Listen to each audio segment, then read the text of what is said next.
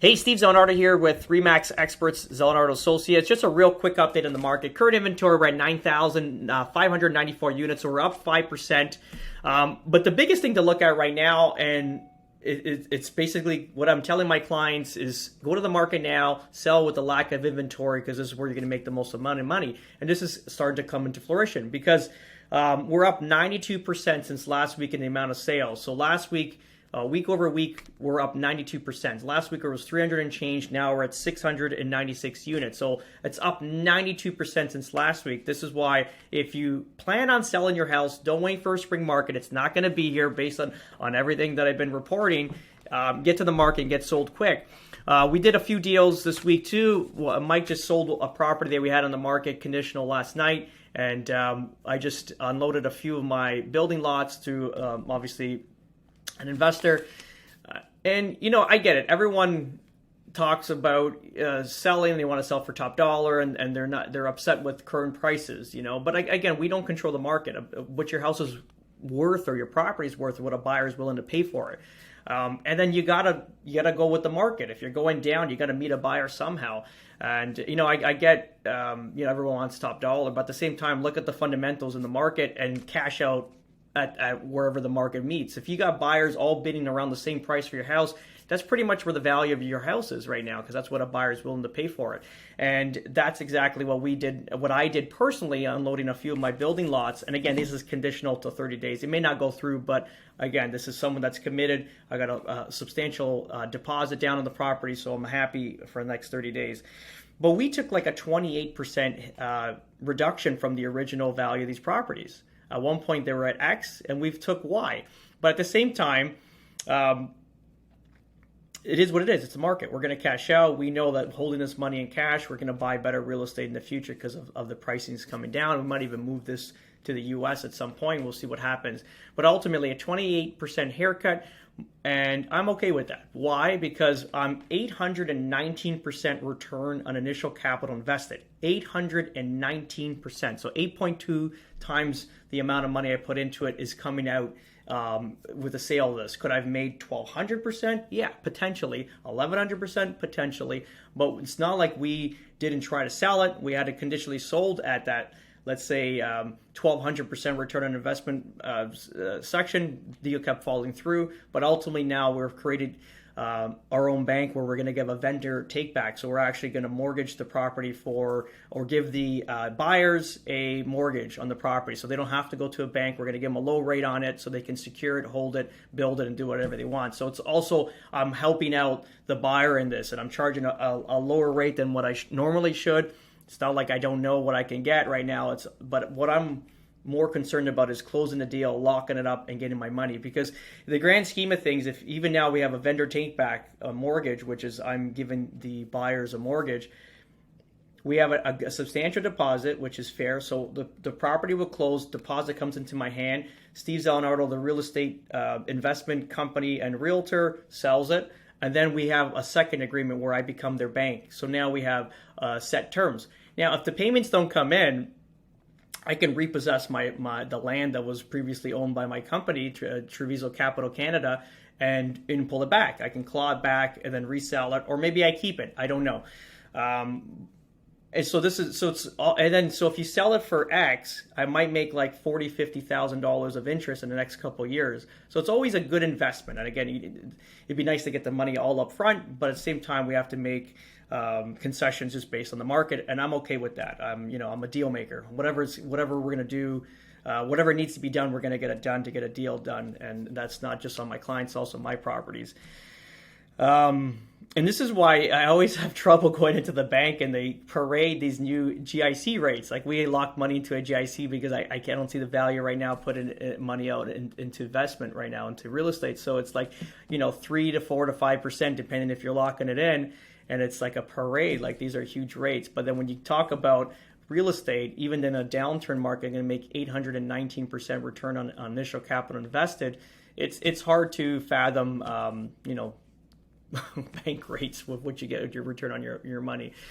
And I don't think it's safe there either. They only insure $100,000. So if you have more than $100,000, if the bank goes belly up, hopefully not, probably not, you're only insured 100K. So that's that. Things to look out for this week. Let's see here. We have an article talking about Bank of Canada expected to deliver 8th consecutive rate hike, but probably the last one. Again, everyone's in speculation mode. So basically it says here, for months, market watchers have been trying to guess when the central bank would be ready to stop raising rates, with some expressing optimism that December's rate hike would be the last. However, this time, most forecasters seem to agree on a January hike, saying an increase next week would be the last increase of the cycle. So if you kind of look here, we have the announcement, interest rate announcement for the overnight lending rate on January 26th, which is 2 days from now on Thursday. And I mean, based on inflation, obviously we're here. The last reported was 6.3%. At the height, we're at 8.1%. Obviously, we're going in the right direction. But they're going to hammer it again because they don't know. Maybe right now we're at 5 and change this month here. We don't know until they release the inflation rates. And I believe they do that late, probably in the next couple of weeks. So, or actually next month rather.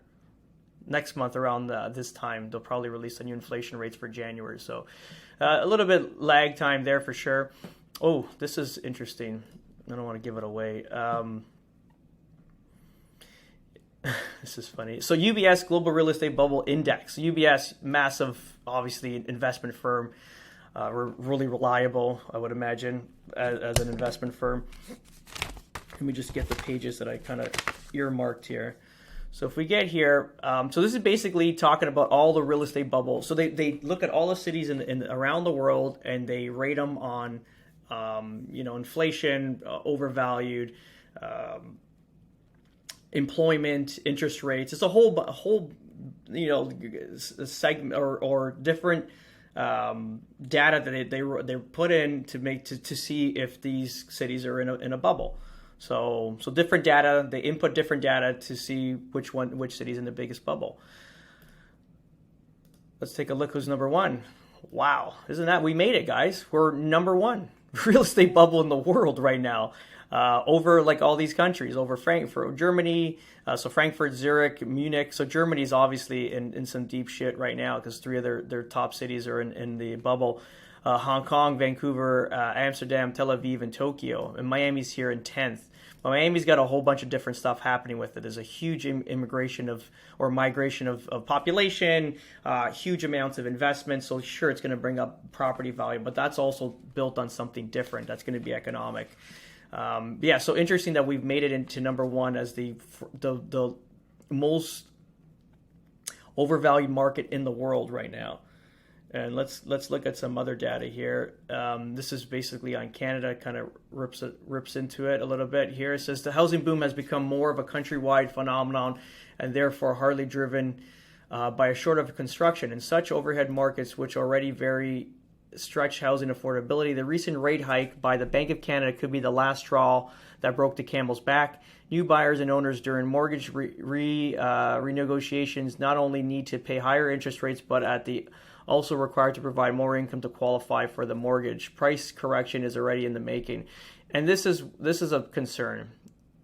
So new buyers and owners during the mortgage renegotiations. So people that have bought in 2017 at the height have to get into a new mortgage now. A lot of them have come up last year and they're coming up now. So what they were paying 2.25%, let's say in 2017, now they're going to be paying 5 and 6%. And those were very large mortgages. I was part of that buyer pool in 2017 where we bought things almost at the height of the market. We bought in Feb of 2017, which is pretty much almost at the top. I think April they peaked.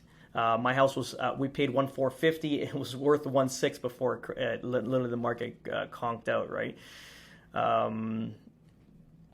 So that's that. And then there's another page here, page 21. So basically, obviously, they're rating our market based on these fundamentals. So construction, the mortgage amounts, city to country, price to rent, price to income, and assessment value. And we've ranked the highest, right? So last year, it was 8.6% increase in value. Obviously, that's after whatever happened, because we lost about 25% last year in some areas. So this should have been 30 plus, let's just call it. Last 10 years, 7.1%.